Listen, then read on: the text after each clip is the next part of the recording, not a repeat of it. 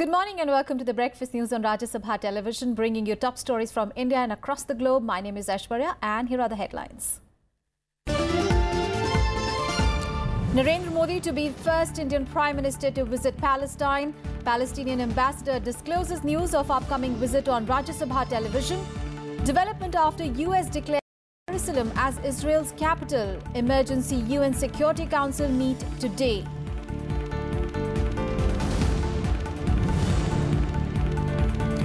Campaigning ends for first phase of Gujarat polls. 89 seats to vote in crucial phase tomorrow. Prime Minister Modi and Rahul Gandhi's whirlwind campaign for the second phase of polling to continue today.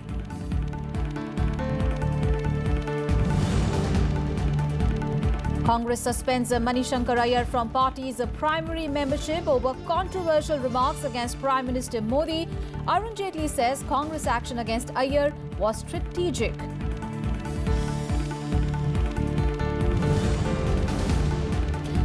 India to become member of elite weapons export control regime Wassenaar arrangement.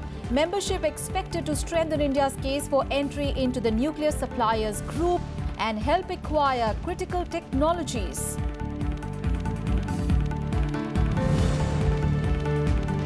And India to take on Argentina in the semi-final of the Hockey World League final. Australia, Germany, other teams to enter the semi-final stage.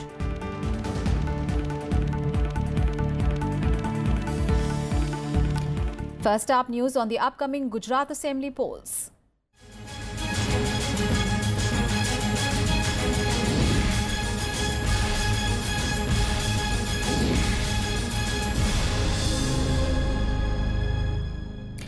Now, campaigning for the first phase of Gujarat Assembly elections ended on a Thursday. Political heavyweights of both the BJP and the Congress made one last effort to woo voters in the districts that will go to polls in the first phase. Voting in phase 1 will be held on 9th of December, that is a Saturday. Now, a total of 89 seats out of 182 are voting in the first phase.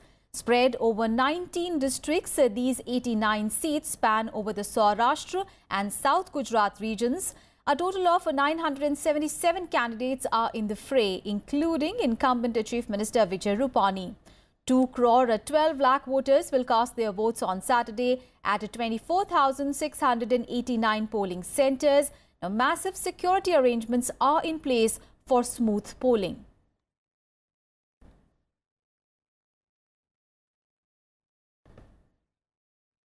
And the first phase of polling will seal the fate for some big names in the Gujarat elections. Now, among them are Chief Minister Vijay Rupani from Rajkot West, Tourism, Forest and Tribal Affairs Minister Ganpat Bhai Vasawa from the Mangrol seat, also Agriculture Minister Chiman Saparia from Jamjodhpur, Congress leader Shakti Singh Gohil from Mandvi seat and former Congress President Arjun Singh Modwadia from Porbandar.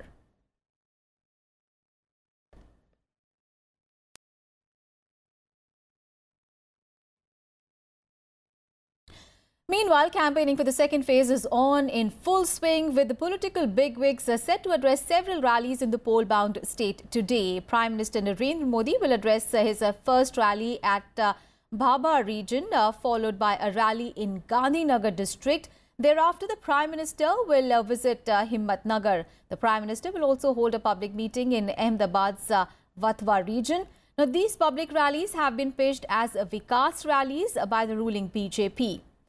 Congress Vice President Rahul Gandhi is also on a hectic campaigning schedule. Rahul Gandhi will hold his first public meeting in Chota Udaipur district. He will also address several rallies in Ahmedabad and Anand districts. Rahul Gandhi will also hold a corner meeting in Kheda district's Limbasi. Polling for the second and the final phase, comprising 93 seats spanning North and Central Gujarat, will be held on 14th of December.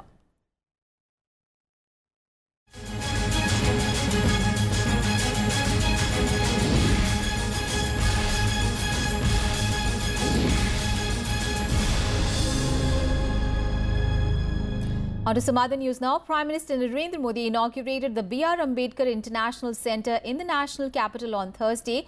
Now, addressing the gathering, the Prime Minister said that the centre would be an important place for research on social and economic issues. Here is our report. Prime Minister Narendra Modi inaugurated the B.R. Ambedkar International Centre in New Delhi on Thursday.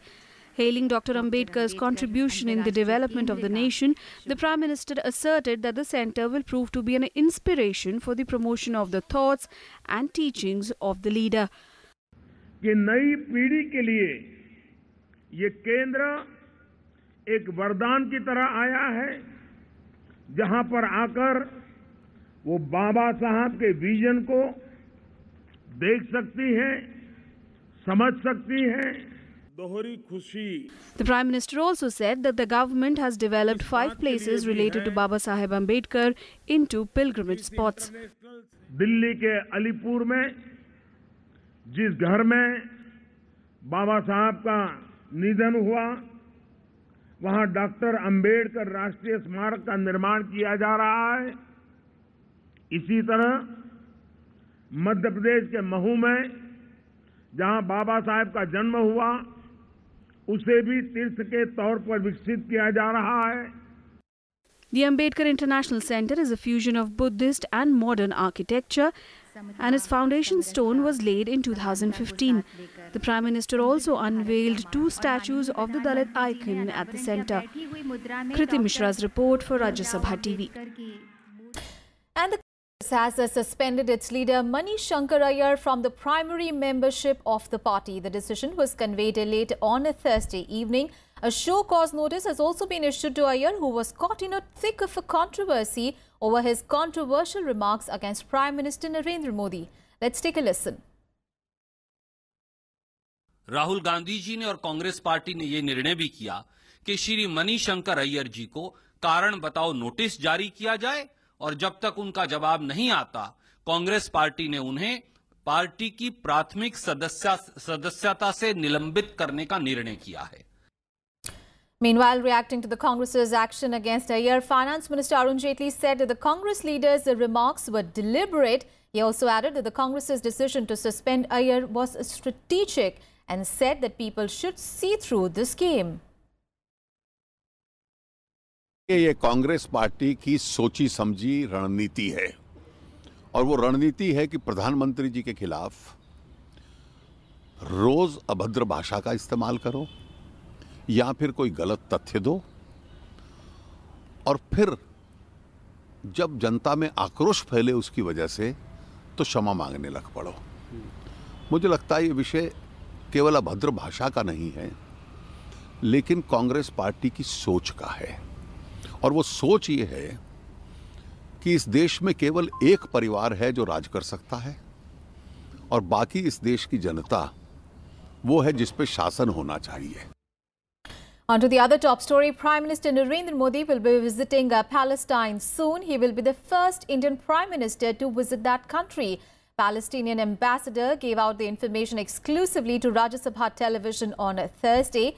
Now, taking part in the panel discussion, The Big Picture, on Thursday, the ambassador said that India has been supportive of the Palestinian cause and the two-state solution. He, however, did not elaborate on when the visit will take place. The news comes amid global anxiety over the US declaring Jerusalem as the capital of Israel.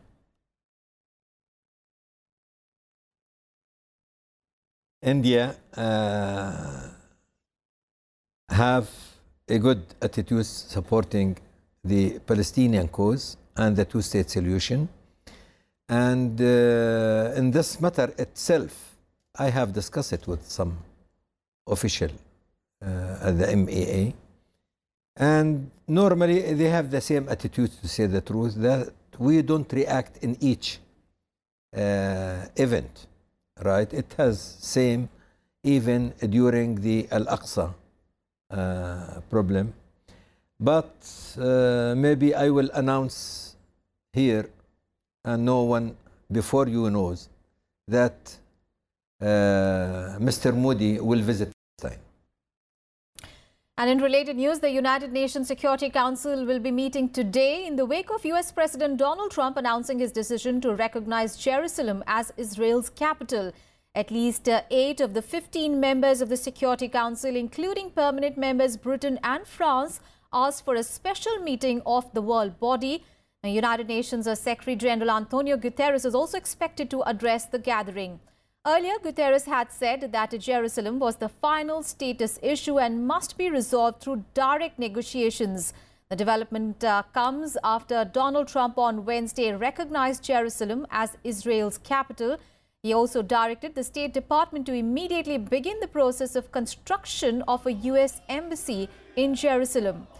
The announcement led to angry reactions from the Arab world and the Western nations. Protests have been held in the Turkish city of Istanbul and capital Ankara, Jordanian capital Amman, Lebanese city of Sidon and Egypt's Cairo.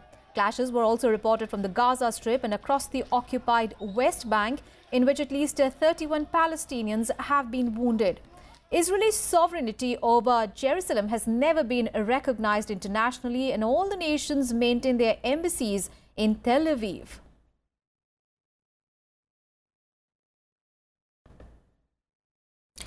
And on to the other top story, India is all set to become the new member of the elite weapons export control regime Wassenaar arrangement. Now, the group that met in Vienna decided to make India as its 42nd member. India's entry was strongly supported by Russia, France, Germany and the United States. The Wassenaar arrangement was established in 1996 to contribute to the regional and international security and stability. It aims to promote a transparency and greater responsibility in the transfer of conventional arms and dual-use goods and technologies. India's entry is expected to enhance its credentials in the field of non-proliferation despite not being a signatory to the NPT. The WA membership is also expected to build up a strong case for India's entry into the Nuclear Suppliers Group, or the NSG. The development comes after India, in the month of July 2016, joined the Missile Technology Control Regime, or MTCR. It has also applied for joining Australia Group, another export control regime. Now, all these regimes regulate the conventional, nuclear, biological and chemicals weapons and their technologies. Meanwhile, China has once again refused to support India's membership bid to the Nuclear Suppliers Group, or the NSG. Now, China's Foreign Ministry spokesperson Geng Shuang told the media on Thursday that there was no change in its stand and that efforts were on to forge consensus among the 48-member elite nuclear club about the admission of new members. He was responding to Russian Deputy Foreign Minister Sergei Ryabkov's remark in New Delhi that Moscow will speak to Beijing regarding India's membership into the NSG. A key member of the NSG, China, has been stridently opposing India's bid on the grounds that New Delhi is not a signatory to the Nuclear Non-Proliferation Treaty, or the NPT. Now, China's opposition has made India's entry into the group difficult as the NSG works on the principle of consensus. Its repeated stonewalling has become a major stumbling block in bilateral relations between both the nations.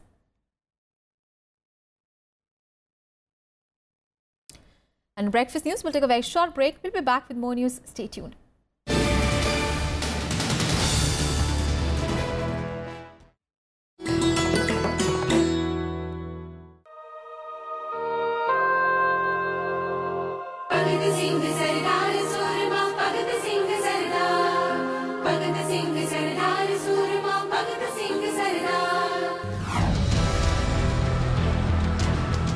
One of the most influential revolutionaries of Indian freedom struggle, Shaheed Bhagat Singh.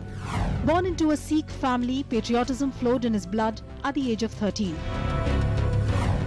When he formed Naujawan Bharat Sabha to spread the message of revolution in Punjab. In the wake of avenging Lala Lajpat Rai's death, Bhagat Singh and his associates coined the catchphrase Inqilab Zindabad. But towards the end of their rebellion, they had to pay a heavy price for their patriotism. Following the blasts inside the corridors of the assembly, both Bhagat Singh and Batukeshwar Dutt courted arrest. Bhagat Singh was sent to the gallows in Lahore with his fellow comrades, after which he was cremated in Hussainiwala on the banks of Satluj.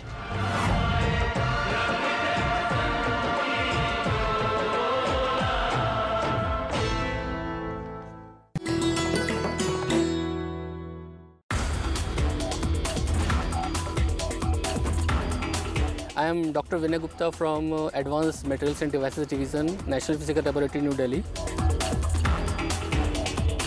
Today we are using coal and conventional product for energy production, and these are not good for the environment.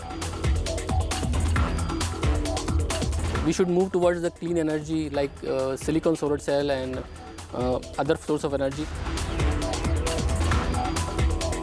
My work is on the organic photovoltaic solar cell, and tomorrow you may see actually your clothes are entirely made up of the organic photovoltaic, very colorful, and it will produce the energy for you for your charging and other application.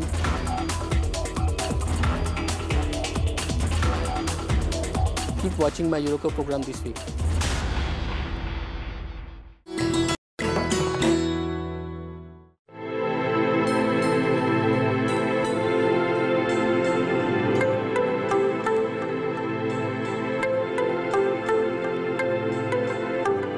Rabindranath Tagore was awarded the Nobel Prize for Literature in 1913 for his book Gitanjali.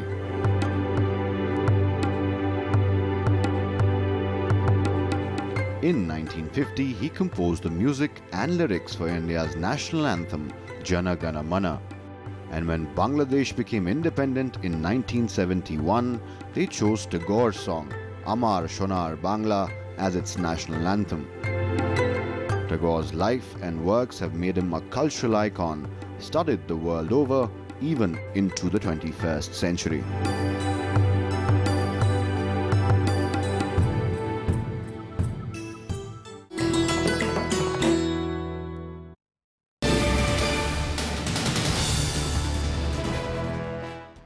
Thanks for staying with us. The government will issue a notification today extending the deadline for mandatory Aadhaar linking to various services and welfare schemes. Now, the centre has informed the Supreme Court that it is willing to extend till 31st of March next year the deadline for mandatory linking of Aadhaar. The Apex Court will now set up a 5-judge constitution bench next week to hear the pleas seeking an interim stay on the centre's decision of mandatory linking of Aadhaar. However, 6th of February would be the deadline for linking Aadhaar to avail uninterrupted mobile services. On 25th of October, the centre had told the Apex Court that the deadline for the mandatory linking of Aadhaar to receive benefits of the government schemes has been extended till 31st of March next year, only for those who do not have the unique biometric identification number and were willing to enroll for it.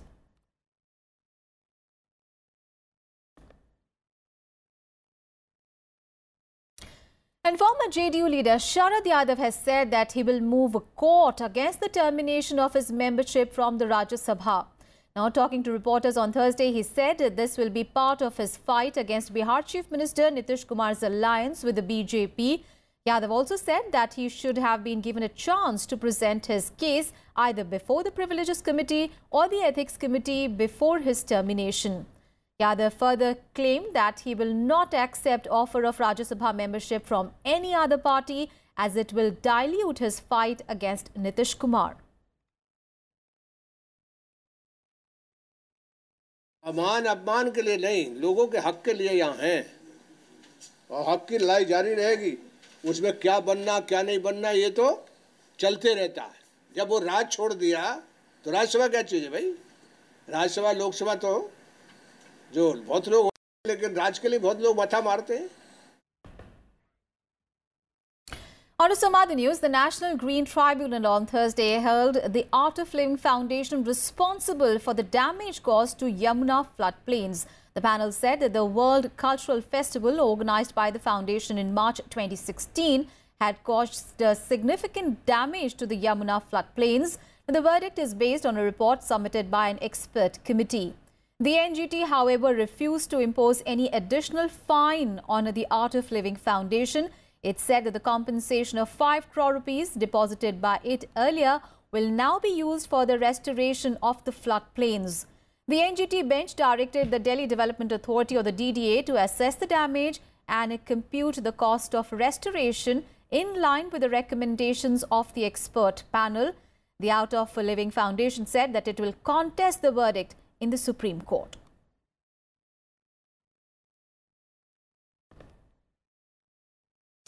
And the National Green Tribunal also came down heavily on the Punjab and Haryana governments for filing generalized action plans to combat air pollution and directed them to refer to its previous judgments on the issue. A bench headed by NGT chairperson Justice Swatantra Kumar also summoned Environment Secretaries of Delhi, Rajasthan, Punjab, Haryana and Uttar Pradesh, asking them to give a workable solution for combating the problem of air pollution. Punjab and Haryana governments told the court that a slew of measures including stopping construction work, burning of waste, shutting schools and monitoring of industries causing emissions will be implemented whenever pollution levels beyond prescribed limits continue for 48 hours. Delhi government told the NGT that it wanted odd-even scheme to be introduced.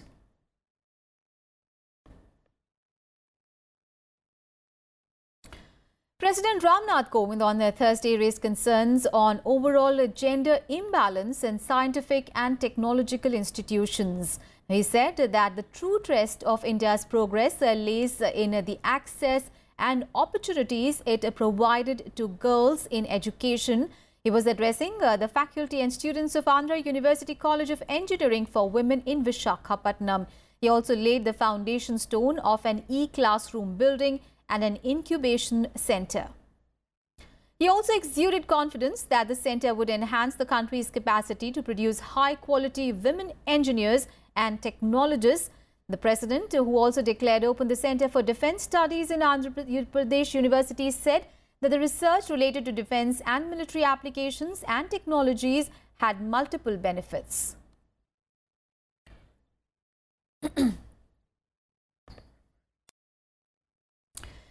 On to news from the south of the country, and a fierce contest is on the cards for the 21st of December RK Nagar bypoll with 59 candidates, including those of the ruling AIA, DMK, BJP and the sideline leader TTV Dinakaran, left in the fray at the close of withdrawal of nominations yesterday.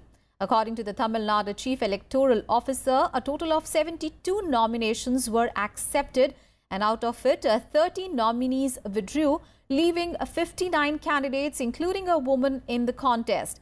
The election authorities also allotted a pressure cooker symbol for Dinakaran to contest the polls on Thursday. The seat fell vacant following the death of former Chief Minister J. Jayalalitha in December 2016. Now, out of a total 145 nomination papers received, as many as 73, including those of Jayalalitha's niece Deepa Jayakumar and actor Vishal Krishna's, were rejected. The counting of votes will be held on the 24th of December and the result is expected the same day.